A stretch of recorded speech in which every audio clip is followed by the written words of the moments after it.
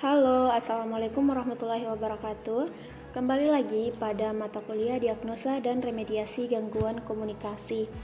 Nah, pada mata kuliah kali ini dibawakan oleh Ibu Nurul Mutahara, SPD NPD. Selamat menyaksikan.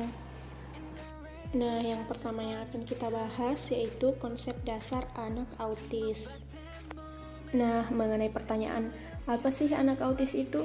Nah, di sini akan dijelaskan oleh seorang penemu istilah autis pada tahun 1943. Ia adalah seorang psikiater yang pernah menangani sekelompok anak-anak yang mengalami kelainan, yang dimana anak autis ini memiliki gangguan sosial yang berat, hambatan komunikasi dan masalah perilaku. Anak-anak ini menunjukkan sifat menarik diri, membisu dengan aktivitas repetitif dan stereotip serta senantiasa memalingkan pandangannya dari orang lain. Nah, selanjutnya yang akan kita bahas yaitu karakteristik anak autis. Karakteristik yang pertama yaitu komunikasi, dan karakteristik yang kedua yaitu interaksi sosial, dan yang ketiga yaitu perilaku. Nah, di slide selanjutnya kita akan membahas mengenai faktor penyebab autisme. Nah, yang pertama yaitu kelainan pada limbik sistem pada otak, dan yang kedua faktor psikososial, dan yang ketiga yaitu faktor biologis, dan yang keempat yaitu faktor imunologis, dan yang kelima yaitu faktor infeksi virus, dan yang terakhir yaitu gangguan pencernaan. Nah, selanjutnya kita akan membahas mengenai model-model terapi anak autis. Yang pertama yaitu metode LAVAS atau ABA, dan metode yang kedua yaitu TEACH, dan yang ketiga yaitu terapi okupasi, dan yang keempat yaitu terapi musik, dan yang kelima yaitu terapi speech atau pengenalan gambar pada anak, dan yang terakhir yaitu terapi wicara. Nah, di slide selanjutnya kita akan membahas mengenai konsep dasar komunikasi dan gangguan komunikasi. Nah, pengertian komunikasi. Komunikasi menurut Evert M. Roget and Lauren Kinsey dalam buku Communication Network, ia menyebutkan bahwa komunikasi ialah proses di mana dua orang atau lebih membentuk atau melakukan pertukaran informasi antara satu sama lain, yang pada gilirannya terjadi saling pengertian yang mendalam. Nah, selanjutnya yaitu jenis-jenis komunikasi. Jenis yang pertama yaitu lisan, yang kedua yaitu nonverbal, dan yang ketiga yaitu tertulis, dan yang keempat yaitu visual. Nah, di slide selanjutnya kita akan membahas mengenai pengertian gangguan komunikasi. Nah, gangguan komunikasi adalah masalah pada kemampuan menerima, mengirim, memproses, dan memahami konsep komunikasi.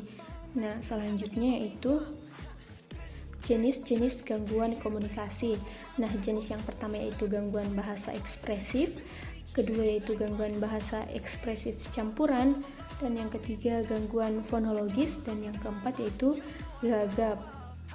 Nah, setelah melihat mengenai konsep dasar tentang anak autis dan komunikasi dan gangguannya, kita beralih pada identifikasi dan hasil diagnosa siswa. Nah, yang pertama-tama yang akan kita bahas yaitu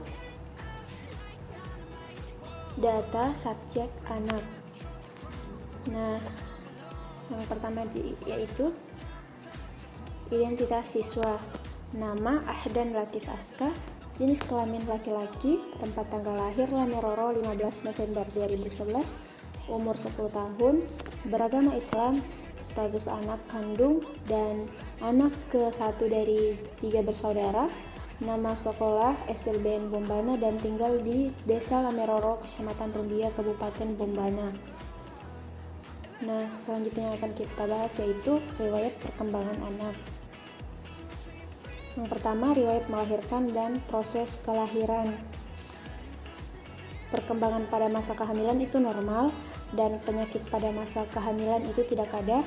Usia kandungan ketika melahirkan 9 bulan, riwayat proses kelahiran normal dan penolong proses kelahiran yaitu bidan, dan berat badan bayi pada saat lahir yaitu 3,0.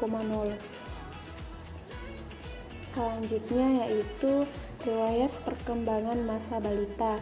Nah, anak ini menyusui pada ibunya hingga umur 2,5 tahun dan minum susu formula hingga umur 6 tahun, dan imunisasi anak ini juga lengkap, pemeriksaan ke dokter juga lengkap, dan kualitas makanan dan minuman anak ini juga baik. Dan anak ini tidak memiliki kesulitan makan ataupun minum. Nah, selanjutnya yang akan kita bahas yaitu riwayat perkembangan sosial. Nah, hubungan anak ini dengan saudara, teman, ataupun orang tua itu baik, dan anak ini hobi mewarnai. Oke, lanjut kita membahas mengenai riwayat perkembangan pendidikan. Nah, anak ini masuk PAUD atau TK pada umur 5 tahun. Anak ini pada saat PAUD itu mengalami kesulitan bersosialisasi, dan anak ini masuk sekolah umum SD pada umur 8 tahun dan masuk SLB pada umur 10 tahun atau sekarang. Dan prestasi anak yang dicapai dapat mandiri seperti mandi, makan, sikat gigi, dan mencuci sepatu sendiri. Mata pelajaran yang paling sulit yaitu bahasa Indonesia, dan yang paling ia sukai selanjutnya yaitu hasil bukti dari diagnosa dokter.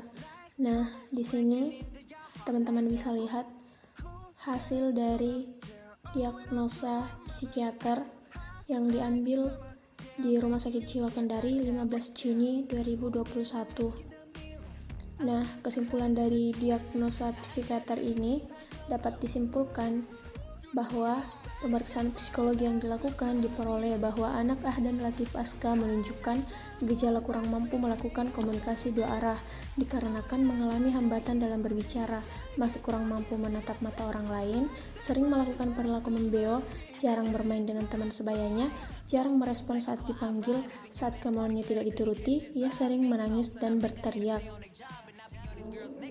Nah, selanjutnya itu ketika ia sedang berada di rumah, ia hanya suka menonton TV. Nah, hal ini menunjukkan gejala autisme disorder. Nah, dampak dari hambatan ini cukup kompleks. Salah satunya adalah anak kurang mampu berinteraksi dengan orang lain dan lebih asyik dengan dunianya sendiri. Nah, selanjutnya itu kita akan membahas mengenai instrumen asesmen dan hasil asesmen yang saya lakukan pada tanggal 12 Oktober 2021 kemarin.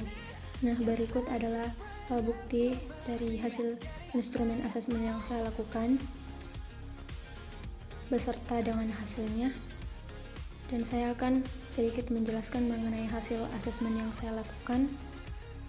Nah, anak ini sekilas dapat melihat mata orang lain, hanya saja ketika disuruh menirukan tangan ke samping, anak masih tidak mampu melakukan dan hanya mampu mengamati tangan.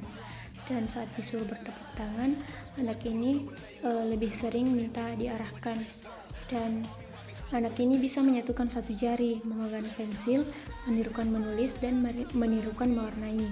Hanya saja sesekali minta bantuan guru. Anak ini juga bisa sesekali mengucapkan huruf vokal meskipun pengucapannya masih kurang sempurna. Dan hasil asesmen selanjutnya yaitu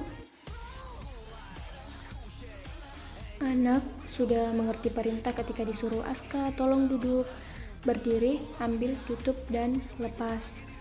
Dan anak ini juga masih kurang mampu bermain ataupun mendekat dengan teman sebayanya, dan ia kurang mampu menunggu giliran. Tapi anak ini cukup mampu meminta sesuatu dengan menunjuk bendanya atau langsung mengambilkan bendanya. Nah, selanjutnya yaitu lembar kerja siswa. Nah, berikut ada beberapa gambar dari hasil lembar kerja siswa ini yang diambil pada September kemarin.